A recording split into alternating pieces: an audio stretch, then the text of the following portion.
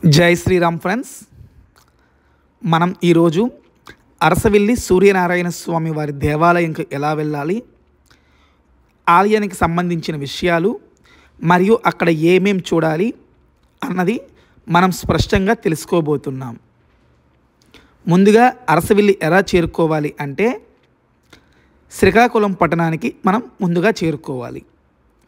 అక్కడ నుండి అరసవిల్లి అనేది శ్రీకాకుళంలో ఒక భాగంగా ఉన్నది.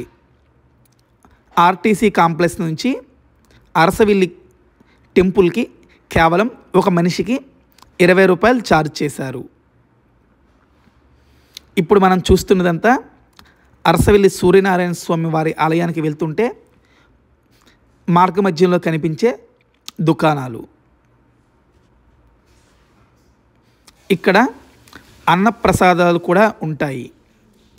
ఎదురుగా చూస్తున్నాం కదా, శ్రీ వాసవి వైశ్యం అంటే ఆర్య వైశ్యులకు సంబంధించినది మరియు బ్రాహ్మణులకు సంబంధించినది అన్నసత్రాలు ఇక్కడ అందుబాటులో ఉన్నాయి. మనం మొబైల్స్ లేదా లగేజ్లు ఏమైనా తెచ్చుకుంటే ఇక్కడ మనం జమ చేసుకోవలసి ఉంటుంది. ఒక సెల్ ఫోన్కి 5 రూపాయలు ఛార్జ్ చేశారు. ఇది ఆలయానికి ఎదురుగా ఉన్నది.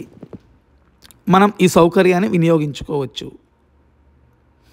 ఇక ఎవరైనా కేశఖండన అంటే మనం గుండు చేసుకుంటాం కదా, అదేమైనా చేసుకోవాలి అనుకుంటే ఆలయానికి ఎదురుగా అన్నమాట, మెయిన్ టెంపుల్కి ఆపోజిట్లో మనకి ఈ కేశఖండన అనేది కనిపిస్తుంది. చూసారు కదా, ఎదురుగా ఈ బిల్డింగ్స్ అన్నీ కనిపిస్తున్నాయి.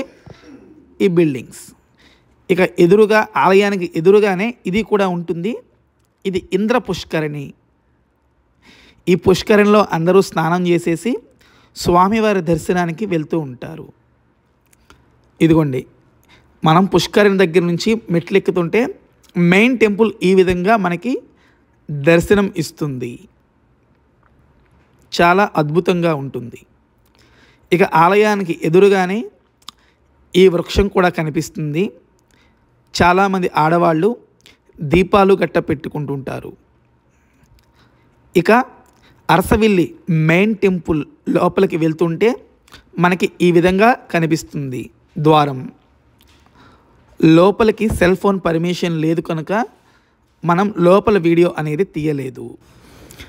ఇటువంటి తీర్థయాత్రలకు సంబంధించిన ప్రతి ఒక్క వీడియో మీకు పోస్ట్ చేస్తూ ఉంటాను.